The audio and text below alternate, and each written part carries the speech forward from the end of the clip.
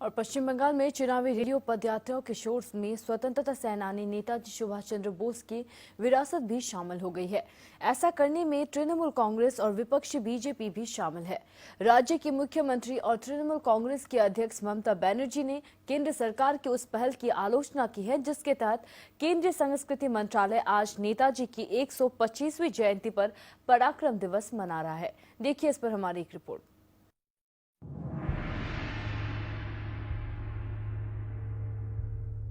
नेताजी सुभाष चंद्र बोस की 125वीं जयंती पर उन्हें श्रद्धांजलि देने के नाम पर जो कुछ राजनीतिक दलों द्वारा किया जा रहा है उसे गंदी राजनीति के अलावा कुछ नहीं कहा जा सकता।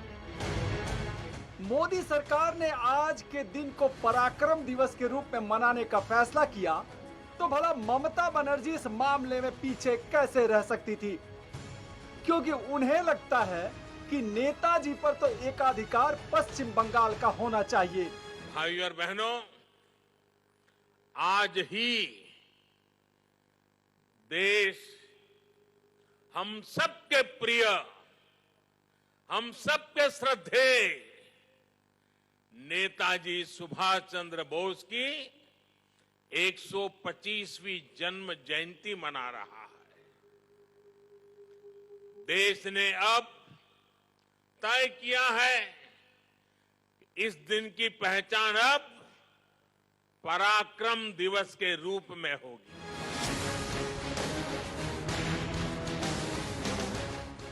इस पर ममता बनर्जी ने चुटकी लेते हुए कहा कि केंद्र सरकार ने अब तक 23 जनवरी के दिन को सार्वजनिक अवकाश के तौर पर घोषित क्यों नहीं किया। मैं मांग करती हूं कि इसे तुरंत किया जाना चाहिए। दीदी अगर यहीं रुक जाती तो शायद ठीक रहता, लेकिन उन्होंने एक कदम आगे बढ़कर कहा कि अंग्रेजों ने बांटो और राज करो की नीति अपनाई थी। बीजेपी भी लोगों को बांटना चाहती है और मेरी लड़ाई देश के लिए है। अब ममता को कोई कैसे समझाए कि उनसे एक राज्य तो संभलता नहीं है, पूरे देश को संभालने की बात कर रही है। अगर पश्चिम बंगाल में सब कुछ ठीक रहता तो आए दिन लोग वहां पैरों पर लटके नहीं पाए जाते और एक देश को संभालने वाला बेहतर नेता तो कम से कम यह बात तो कतई नहीं कहता जो दीदी ने आज श्याम बाजार में टीएमसी के रोड शो में कहा। ममता ने कहा कि भारत में 4 रोटेटिंग राजधानियां होनी चाहिए। अंग्रेजों ने कोलकाता में रहते हुए पूरे देश में राज्य किया था, तो देश में सिर्फ एक राजधानी ही क्यों रहे। ममता ने अपने सांसदों को यह मुद्दा संसद में उठाने का भी निर्देश दिया।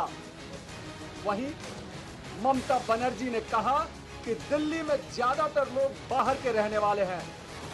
अच्छा हुआ दीदी ने यह नहीं कहा कि सभी राज्यों की जो राजधानियां हैं वे भी देश की राजधानियों से कमतर नहीं रहे। धन्य है अपने देश के नेता और उनकी सोच। Any news bureau.